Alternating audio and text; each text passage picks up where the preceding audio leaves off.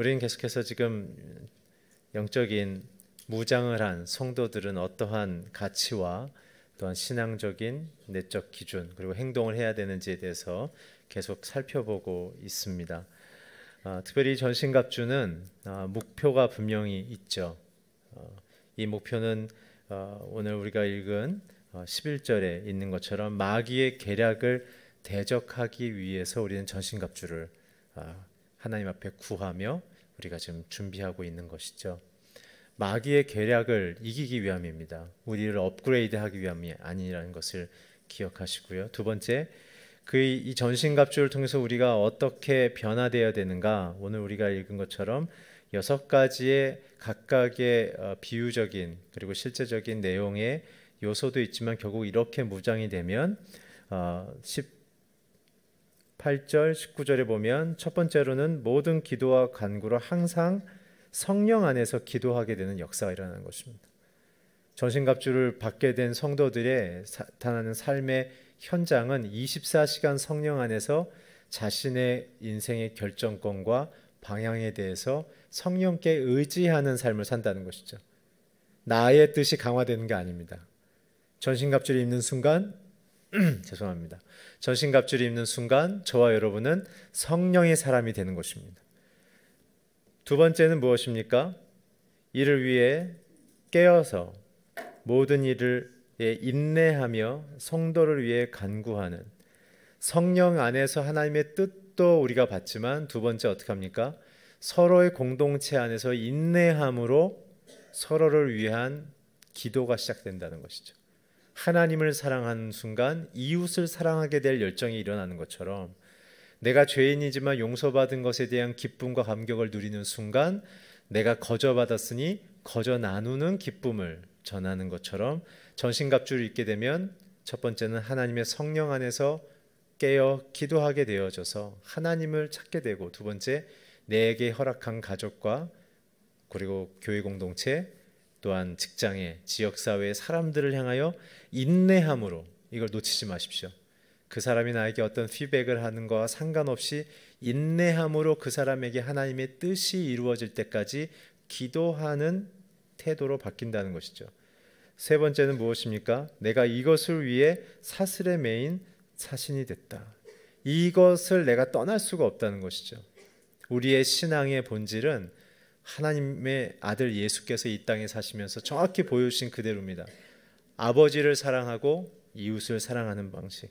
그 때문에 전신갑주를 입게 되면 작은 예수 그리스도의 그 삶의 모범을 따라 살며 십자가의 죄사함과 생명의 기쁨으로 내가 기뻐하고 내 가족들이 기뻐하게 하며 이 세상을 기쁘게 만드는 그러한 귀한 인생으로 변화된다는 사실입니다. 전신갑주의 열매는 사도 바울이 분명히 적어주고 있습니다. 이것은 곧 저와 여러분이 하나님을 사랑하면서 맺어야 될 복이자 은총이자 리더십인 것이죠. 오늘 저와 여러분이 계속적으로 이 전신갑주에 대해서 묵상하며 나아갈 때 저와 여러분이 성령 안에 더욱 깊이 거하며 이웃을 향한 아버지의 마음으로 중보하는 중보자로 변화되며 또한 이것을 위하여 더 깊이 그리스도를 마음에 담고 살아가는 저와 여러분이 되기를 주의 이름으로 축복합니다. 그것이 전신갑주의 내용이죠. 그래서 우리는 첫 번째 진리에 대한 이야기를 나누었습니다. 진리는 전신갑주의 가장 핵심이고 코어입니다. 모든 것과 연결되는 것입니다. 이 아이템들이 따로따로 구별되거나 분리되어 있는 것이 아니라 진리의 허리띠로 말하고 있는 진리 대신 예수 그리스도를 믿는 순간 우리에게 있는 여러 가지 영역들이 어떻게 연결되는지에 대한 가장 코어죠. 그래서 우리는 예수 그리스도를 최고의 기준으로 그리고 우리의 생명으로 그리고 구원받을 유일한 하나님으로만 고백하는 것, 그것을 통해서 두 번째 주어지는 열매는 뭐였죠? 우리가 의로워진다는 것이었습니다. 우리는 의롭지 않습니다. 의로운 척하는 것이죠. 그렇지만 예수께서 우리를 위하여 십자가에 죽고 부활하셨기에 우리는 깨끗해졌으며 의롭다함을 얻은 것이죠. 그러나 아직도 저와 여러분이 죄에 대해 노출되어 있지만 제가 뭐라고 말씀드리죠? 사단의 정죄에 속지 말라. 죄를 지어도 우리는 이제 죄인으로서 죄를 진 게 아니라 용서받는 아들과 딸로 죄를 진 거기 때문에 즉시 용서함을 받는다. 그 때문에 예수를 몰랐을 때 지었던 죄의 정죄감으로 돌아가시면 안 됩니다. 아버지, 제가 잘못했군요. 고쳐주십시오. 앞으로는 이렇게 변화되어 살겠습니다. 그럼 주님은 오케이, 끝나는 거예요. 사단은 계속 참소하는 거예요. 야, 네가 예수를 몇 년 믿었는데 아직도 그 모양 곱거리냐. 넘어가시지 마세요. 우리는 죄의 실수를 할 수는 있지만 우리는 실패하지 않습니다. 우리 안에 죄의 속성이 아직 우리를 유혹하고 있지만 오늘 주님께서 법적으로 우리를 의로운 자라고 옷을 입혀주셨습니다. 그렇기 때문에 그분이 한 번 결정하면 번복되지 않는다 말씀드렸죠. 법원에서 판결하면 그 판결은 지속된다. 아버지가 결정하시고 의롭다 얘기하시면 우리는 깨끗해진 것이다. 우리가 그 기준에 맞춰 변화되어 살면 되는 것이다. 그래서 우리는 그 다음에 오늘 이제 복음의 신을 이야기하는 것이죠. 신은 무엇인가요? 지난주에 했었던 의의 가슴바지는 우리의 마음을 보호한다고 제가 말씀드렸죠. 우리의 마음속의 생각과 결정, 그것을 하나님의 기준으로 할 수 있는 의로운 자로 변화되기 위해서 그렇다. 오늘 그럼 신발은 무엇일까요? 이것은 두 가지인데 밸런스, 균형과 그리고 하나님이 말씀하시면 반응하는 우리의 리액션에 대한 부분입니다. 진리의 허리띠는 그 자체가 완전하며 균형이 있는 것이죠. 그러면 오늘 복음의 신은 무엇이냐면 그 진리이신 예수를 바라보는 저와 여러분의 아직 불완전하며 복음을 믿었지만 아직 더 깊이 알아가야 되는 점진적인 예수 그리스도를 알아가는 인생으로서의 우리의 밸런스 잡기인 것이죠. 아이들을 길러보면, 아니 저와 여러분이 성장한 과정을 보면 우리는 처음부터 걷지 못했죠. 기었습니다. 일어나도 넘어지는 것을 반복하면서 우리는 두 발로 서는 균형을 잡기 시작하죠. 뇌과학을 하는 분한테 여쭤봤더니 뇌가 가장 활성도가 높은 것은 축구를 할 때일까요? 빠르게 걸을 때일까요? 빠르게 걸을 때입니다. 빠르게 뛸 때는 이미 탄성이 있기 때문에 앞으로 가는 추진력 때문에 몸이 스스로 제어하는 이 여러 가지 연산을 조금 줄인다고 합니다. 그러나 두 발로 걸을 때 제가 넷이라는 숫자가 나는 게 팔을 앞뒤로 힘차게 흔들면서 죄송합니다. 팔을 앞뒤로 힘차게 흔들면서 보폭을 크게 가져가면 뇌는 어떻게 해요? 한 발로 뛰고 두 팔이 벌어진 한 다리가 떠 있는 이런 공중의 상태에서 내가 어떻게 하면 몸의 밸런스가 깨지지 않을까. 그래서 걷기를 오래 하는 분들이 코어 근육이 생기고 전체적으로 몸의 근육이 밸런스 있게 잡혀가는 운동으로 추천받는 이유가 바로 굉장한 뇌를 자극하면서 온몸이 교통하고 통신하고 제어하고 그리고 서로에 대해서 상태의 정보값을 주고받기 때문에 그런 것이죠. 복음의 평안의 신은 저와 여러분에게 균형을 잡아가는 것이죠. 그래서 복음을 깊이 이해하는 분들은 굉장한 균형감이 있습니다. 단순히 내가 예수 믿고 죄사함 받았다는 복음의 핵심으로만 끝나는 것이 아니라 그것을 곱씹고 곱씹어서 내 인격, 내 삶의 현실, 나의 일상 속에서 그 복음의 죄 용서와 구원이 어떻게 적용되고 있는지를 깊이 묵상하는 분들은 매번 자신이 그리스도 안에 있음을 발견하고 늘 평안을 선포하며 그분의 붙드심, 그분의 보호하심으로 감격합니다. 그 때문에 오늘 사실은 제 설교의 핵심은 다 말씀드렸습니다. 저와 여러분의 참된 그리스도인으로서의 하나님 앞에서의 신앙의 밸런스와 그분이 우리에게 요청하신 이 말씀의 명령을 어떻게 리액션할 것인가, 정확히 따라 살 것인가, 그래서 어떻게 하나님의 평화 안에 우리는 선택받고 보호받고 인도하며 열매 맺을 것인가. 이것의 키 컨셉은 진리이신 예수를 우리가 어떻게 인격적으로 고백하며 확신하며 일상을 살아갈 것인가를 평화의 복음의 신이라고 얘기하는 것이죠.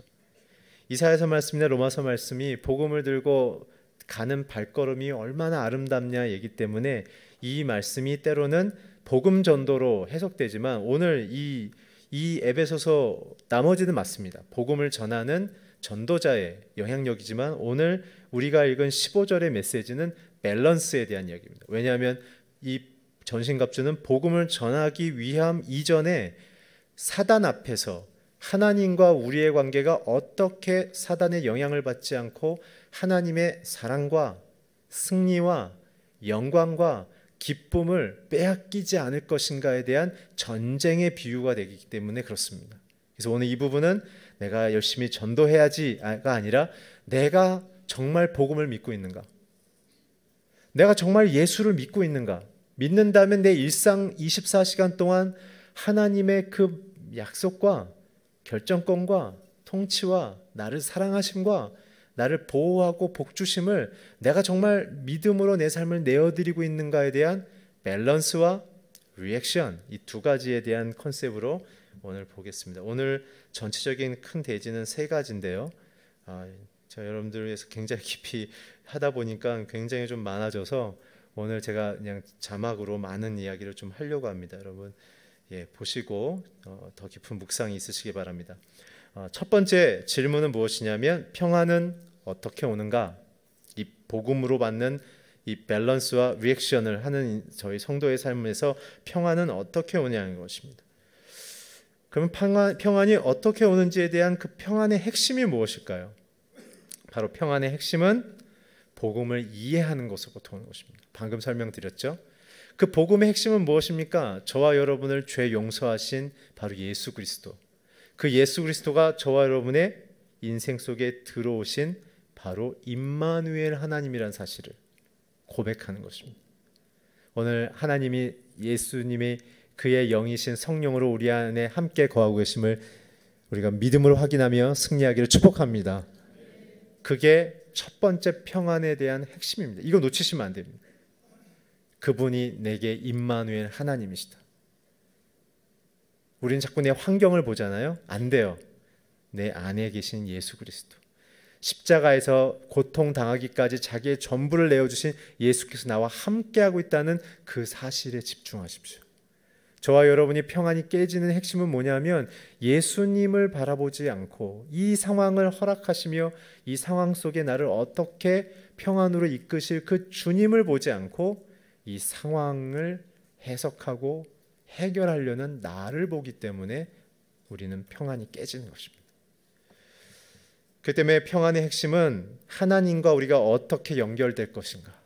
임마누엘이라는 뜻은 우리 편에서 해석하면 나는 내 안에 계신 주님과 어떻게 더 깊은 연결할 것인가를 생각하셔야 합니다. 그렇다면 이 평안이 우리에게 어떤 의미가 되는가? 그 의미는 무엇이냐면 바로 죄인을 버리지 아니하시는 사랑, 구원하시고 회복시키시는 사랑을 우리가 믿어야 합니다. 이게 평안의 의미입니다. 하나님은 사건을 잠잠케 하는데 목표가 있지 않고 저와 여러분을 살리는 데 목표가 있는 것입니다. 상황은 좋아지면 또 다른 파도처럼 우리를 또 덮치러 옵니다. 그러나 파도가 와도 그 파도를 탈 수 있는 능력이 생기면 고난을 두려워하지 않는 것이죠. 오늘 그 고난을 파도를 떠몰 수 있는 이유는 고난을 정복하고 이기신 그 예수로 말미암아 내가 보호받고 그 안에서 나는 아무도 손댈 수 없다라는 그 주님의 용서하시고 회복시키시는 사랑 안에 있을 때만 우린 평안한 것이죠. 왜요? 그분이 통치자니까. 왜요? 통치자면서 우리를 구원하기 위해 생명을 던졌으니까. 그 때문에 그분의 결정을 뒤집을 사람이 아무도 없으니까. 주께서 맞다 하시면 우리는 맞는 것입니다. 세상이 우리를 뒤집을 수가 없는 거예요. 주님 안에 있기를 바랍니다. 주님이 나에게 주시는 그 사랑 안에서 내 인생에 대한 결정권을 확인하시길 주의 이름으로 축원합니다. 그래서 결국 어떤 이야기 나옵니까? 누가복음 2장 1절에서 7절에 보면 이러한 예수님이 오심을 통해 우리가 주어지는 것이 역사적으로 선포되죠. 우리 자막을 통해 누가복음 2장 1절 7절 좀 길지만 함께 읽어주세요. 시작.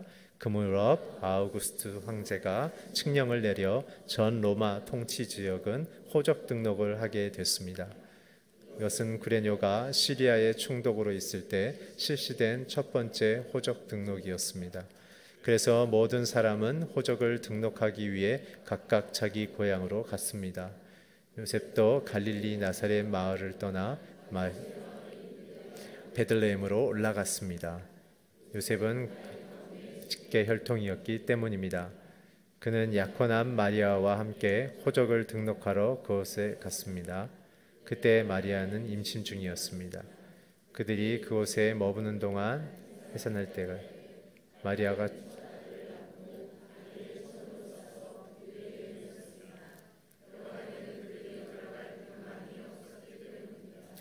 평화의 본질이신 예수님이 임마누엘로 우리에게 오셨어요.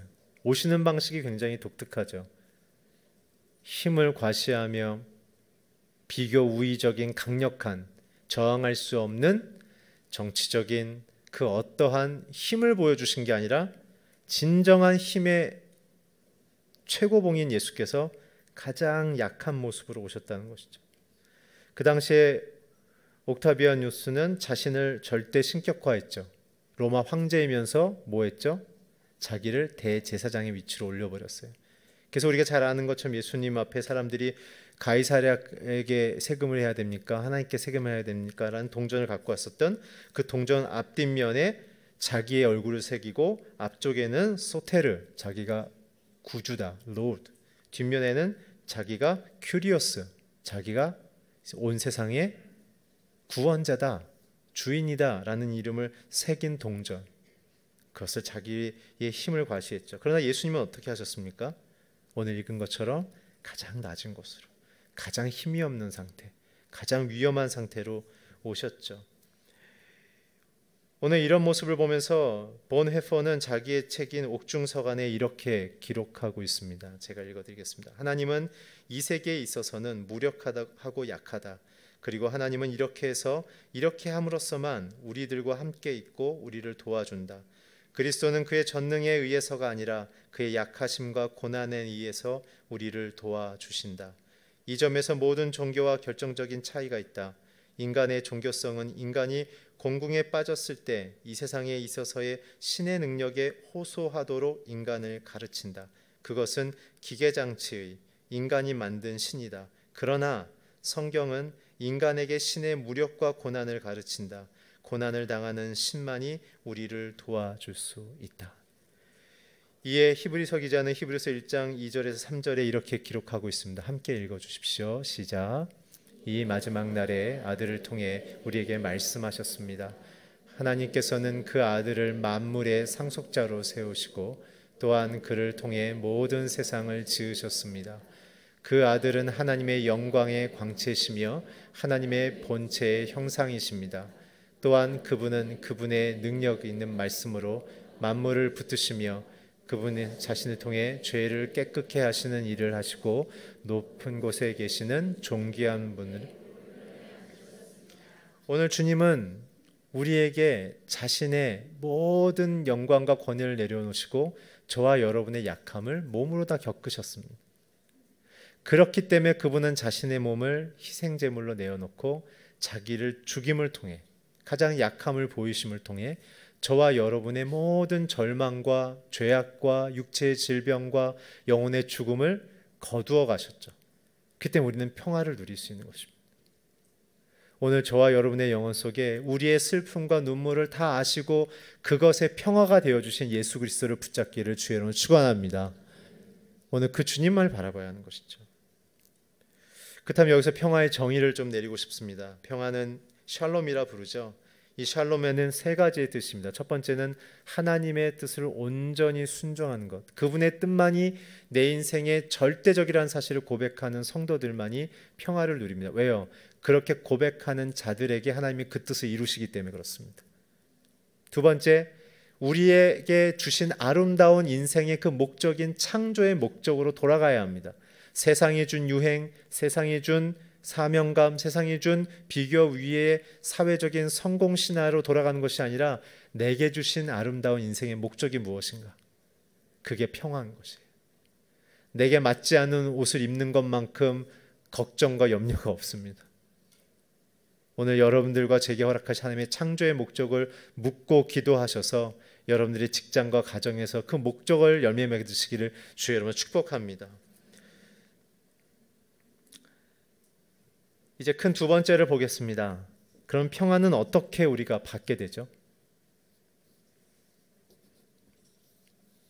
평안의 본질이신 임마누엘 예수님을 우리가 어떻게 받아들이며 그분이 우리에게 베푸신 그 완전한 평화 어떻게 우리는 받을 수 있을까요? 요한복음 14장 23절 29절을 통해서 우리는 알 수 있는데요. 우리 먼저 23절부터 24절까지 한번 같이 읽어 주십시오. 시작. 예수께서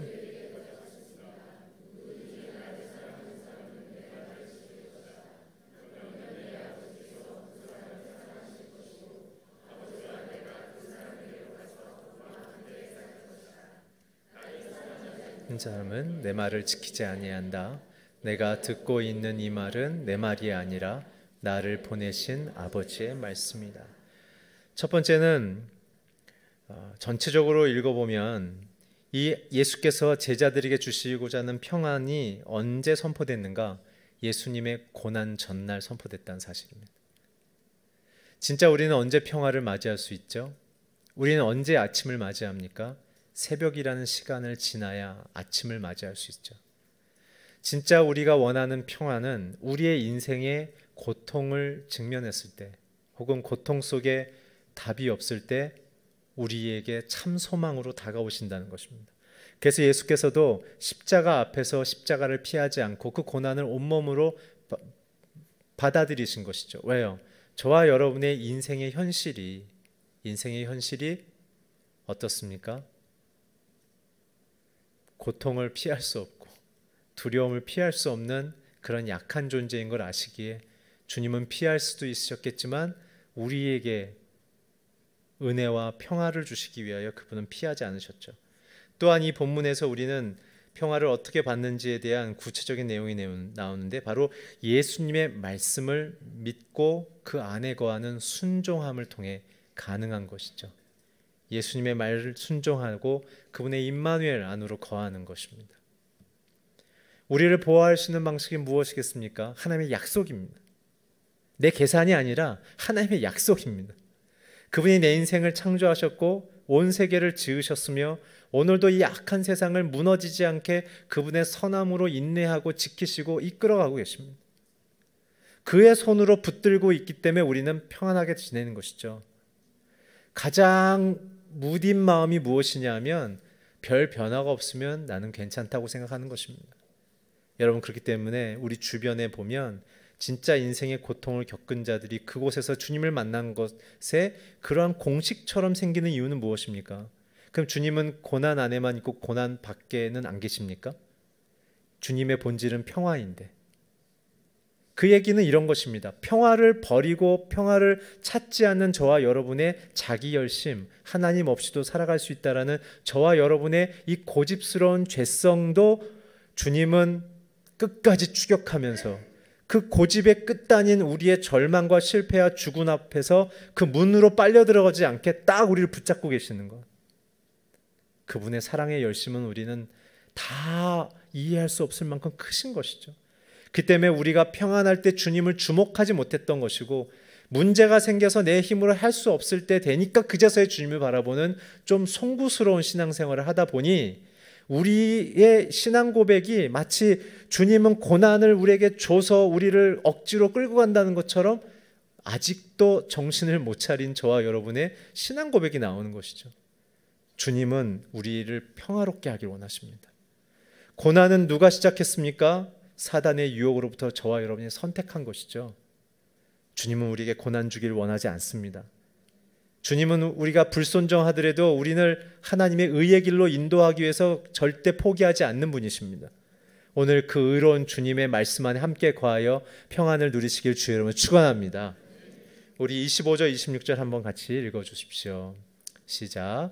이런 말은 내가 너께 있을 때 말했다.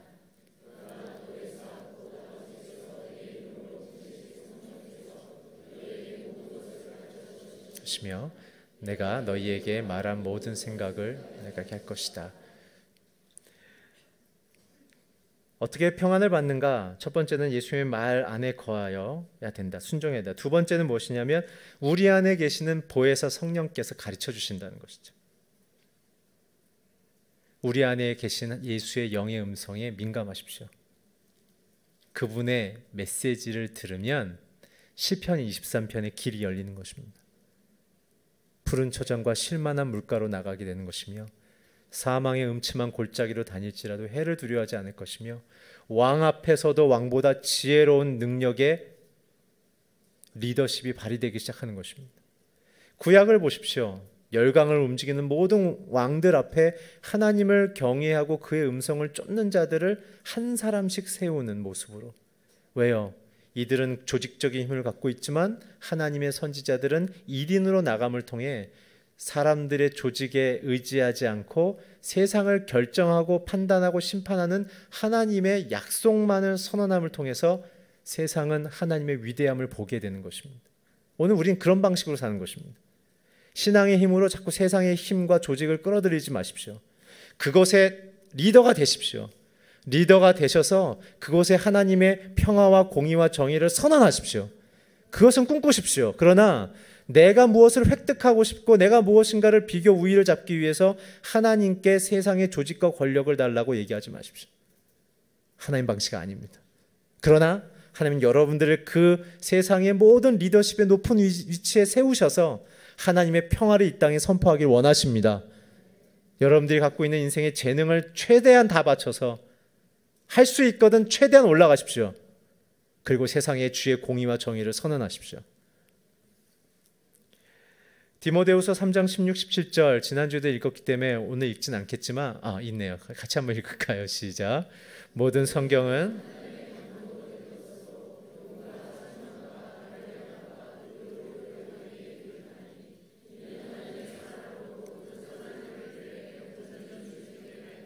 전신갑주의 핵심은, 보이지 않는 핵심은 성령이 우리 안에서 하나님의 사람으로 만드는 과정 속에 필요하다는 사실을 놓치지 마시기 바랍니다.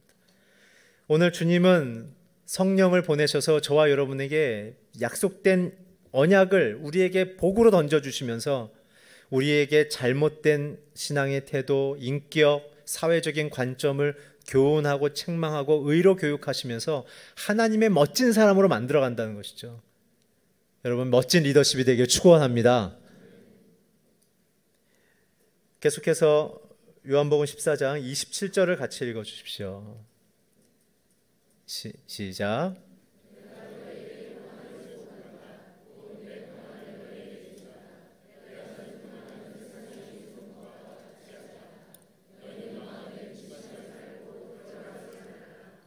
오늘 주님은 너희가 세상에 갖는 두려움을 내가 잘 안다 얘기하세요. 뭐예요? 의지할 곳 없고, 사건 터지면 막아줄 사람 없고, 돈 떨어지면 돈을 다시 채울 만한 그 줄기가 없고, 문제가 생기면 점점 약해지는 나 자신을 발견하는 그 두려움. 그래서 제자들이 예수님이 십자가를 지고 하늘로 가겠다 했을 때 제자들이 두려워했던 거잖아요. 요한복음 14장의 제자들의 두려움은 자신들의 일신을 사회적인 약자로서의 받았던 이 천대를 예수님의 인기로 뒤집어 보려고 했었는데, 그 예수님이 다시 하늘나라로 간다 그러니까 다시 자신의 인생이 비참한 자리로 돌아갈 것 같은 두려움이었는데, 주님 오늘 뭐라고 얘기하세요?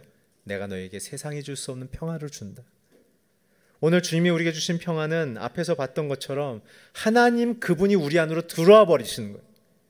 어떤 상황을 고쳐주는 게 아니라, 어떠한 선물을 주는 게 아니라, 모든 세상을 창조하고 통치하고 아름답게 꾸며가실 그 주님이 내 마음속에 들어오셔서 나랑 동행하고 살아가신다는 거예요. 여러분, 그분이 들어오면 모든 게 더 오는 거 아니에요? 주님을 바라보길 축복합니다. 그 때문에 오늘 우리의 진정한 평안은 하나님이에요. 예수님이에요. 성령님이 나와 함께하고 있기 때문에 다윗이 시편 27편에 고백한 것처럼 사울의 군대가 나를 둘러쳐서 나를 죽이려 한다 할지라도 내가 해가 두렵지 않은 이유는 주께서 나와 함께 하심이라. 상황은 분명히 이해했을 때 절망스럽지만 그 절망 너머에 하나님의 선한 뜻이 아직 이루어지지 않았기에 나는 평안합니다. 이것이 평안인 거죠. 오늘 진리의 허리띠이신 예수를 온전히 내 중심에 모신 자들, 의롭게 칭함받았다는 구원의 확신 속에 기쁨이 있는 자들, 그런 자들이 예수님을 마음에 모시고 평안한 것입니다. 오늘 나를 바라보지 않길 바랍니다. 오늘 내 실력을 바라보지 않길 바랍니다.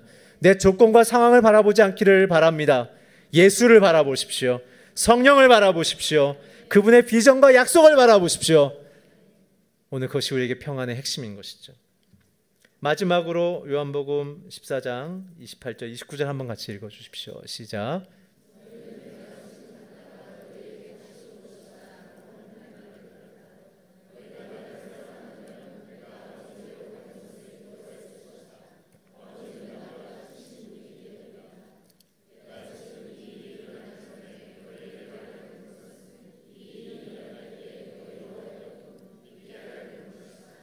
예수님이 아버지는 자기보다 큰 분이래요.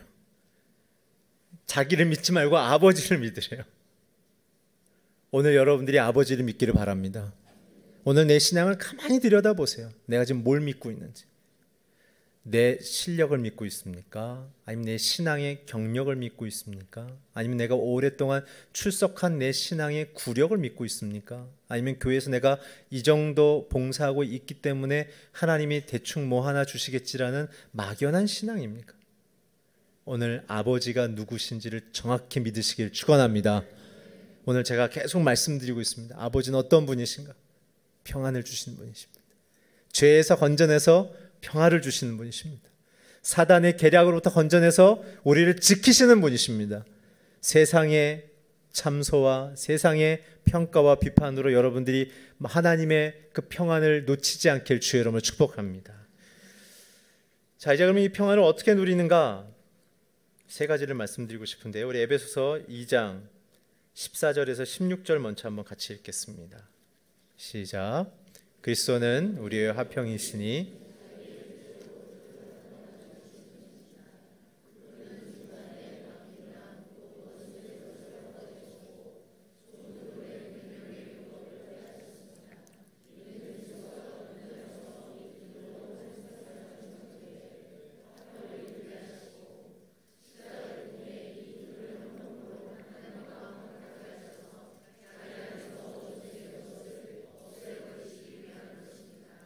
평안을 어떻게 계속 지속적으로 누릴 것인가? 그 첫 번째는 그리스도와 화평을 날마다 선포하십시오. 나는 예수님과 하나님과 성령님과 나는 화해됐다. 하나 됐다. 그분은 나를 정죄하지 않으신다. 정죄는 이제 누구의 몫입니까? 사단의 역할입니다. 저와 여러분의 이제 정죄감이 들기 시작하면 그건 사단의 목소리인 줄 아세요? 아니면 아직도 예수의 십자가를 못 믿는 내 스스로의 높은 도덕적인 소리입니다. 오늘 주님은 그 허물과 약함을 다 아시면서도 우리를 용서하셨죠. 여러분, 그리스도와 화평되면 우리는 어떻게 실천할 수 있을까요? 그것이 우리 인생의 실제적인 참 그리스도인의 삶의 모습은 무엇입니까? 내가 하나님 앞에 죄가 없음을 고백함을 통해 이제는 하나님께 무엇이든지 구할 수 있게 되는 거예요. 하나님, 주의 뜻이 내게 이루어지게 해주십시오. 주의 사랑을 내게 부으소서. 주님 나와 함께 하소서. 내 인생, 내 가족의 이런 얽힌 문제 속에 그리스도께서 십자가의 화평으로 풀어주십시오. 용서하게 하십시오. 내가 내게 주신 직장에서 이 프로젝트를 하나님의 사람으로서 잘 감당해내서 좋은 평가 받아서 더 합리적인 과정을 통해 내가 더 좋은 자리로 가서 하나님의 영향력을 미칠 수 있는 리더로 나를 사용하여 주십시오. 이런 기도를 하시라는 것입니다. 주님 나를 사용하소서. 주님 나와 가까이 계소서. 내 안에 계소서. 그래서 주의 뜻을 이루어 주십시오. 두 번째는 무엇입니까? 에베소서 2장 17절부터 18절 우리 같이 한번 읽어주십시오. 시작. 그리스도는 오셔서 먼 데 있는 여러분에게 화평을 전하셨을 뿐 아니라 가까운 데 있는 사람들에게도 화평을 전하셨습니다. 이것은 그리스도를 통해 우리 모두 한 성령 안에서 아버지께 나갈 수 있게 하기 위한 것입니다. 두 번째는 한 성령 안의 공동체라는 것이죠. 우리가 하나님 앞에 죄가 없음을 인정받아 내 안에 있는 정죄감들을 몰아내고 이제는 하나님의 그 아름다운 약속의 언약을 꿈꾸는 그리스도와의 화평의 관계를 맺었다면 우리는 두 번째로 뭘 할 수 있냐면 이제 그것을 수평적인 관계, 내 가족, 내 교우들, 내 직장 동료들과 어떻게 할 것인가, 한 성령 안에 공동체를 이루어 함께 하나님 아버지께로 나가도록 하는 것, 것이라고 이야기하는 것이죠. 오늘 정말 이것을 할 때 우리는 이러한 질문을 자신에게 던져야 합니다. 나는 예수님의 말씀을 다 믿는가? 그분의 행하심을 내가 믿는가? 세 번째, 그분의 명령하심을 내가 다 순종할 가치가 있다고 생각하는가? 이 세 가지 질문에 온전한 마음으로 사랑하기 시작하면, 그렇다고 생각하기 시작하면 우리는 이제 한 성령 안에서 성령의 인도함을 받아 한 사람 한 사람에게 향한 하나님의 그 통로가 되어져서 그분들에게 주의 뜻을 이루기 시작하는 것이죠. 성령이 계시면 우리에게 지혜가 부어지기 시작합니다. 성경 안에 있는 큰 기준에서 그것을 우리의 삶의 현장에 어떻게 적용할지는 우리에게 성령께서 지혜를 주셔서 그 사람의 관계와 상황 속에 우리에게 말할 것과 행동할 것을 알려주시죠. 그렇기 때문에 우리는 먼저 생각해야 합니다. 그 모든 것의 기준이신 예수님을 나는 진짜 믿고 따르는가? 진짜 믿고 따르는가? 난 진짜 원수를 사랑하고 있는가? 진짜 원수를 용서하고 있는가? 나는 정말 고아와 과부와 객을 돌보고 있는가? 난 정말 그런 마음 속에 예수께서 이러한 나를 사랑해 주신 것에 감사해서 또 다른 자들을 사랑하고 있는가? 우리의 마음 속에 참 그런 것들에 대해서 너무 습관적이 된 나머지 우리는 그런 것을 그냥 간과하고 우리의 신앙적인 의무의 참여와 봉사에만 집중하고 있는 부분들이 있다는 것이죠. 그러나 주님의 관심은 그것보다 더 정말 네가 내 말을 사랑하며 따르고 싶니? 마지막 세 번째입니다. 에베소서 2장 20절에서 22절 같이 한번 읽어주십시오. 시작. 여러분은 사도들과 예언자들의 기초 위에 세워진 사람들이요 그리스도 예수께서 친히 모퉁이 돌이 되셨습니다. 그리스도 안에서 건물 자체가 서로 연결돼 주 안에서 함께 자라 거룩한 성전이 됩니다. 여러분도 성령 안에서 하나님께서 거하실 처소가 되기 위해 그리스도 안에 함께 세워져 가고 있습니다. 어떻게 평안을 누리는가? 우리가 그리스도가 거하는 삶을 살 때 우리는 평안을 누린다는 것이죠. 우리는 하나님의 사랑으로 하나님의 나라에 옮겨진 자들입니다. 이미 옮겨졌습니다. 그 때문에 우리는 이런 것을 경계해야 합니다.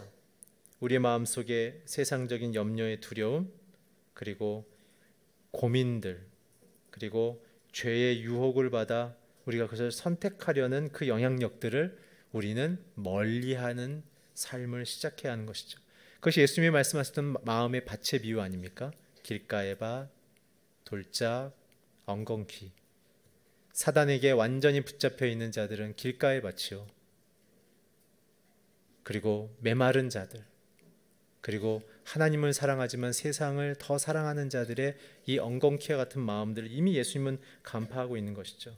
그때 우리가 계속적으로 평안을 누리기 위해서 추구해야 될 것은 내 마음밭이, 내 영혼이 정말 그리스도의 그 뜻을 온전히 믿고 받아들이며 그것을 기쁨으로 여기는가.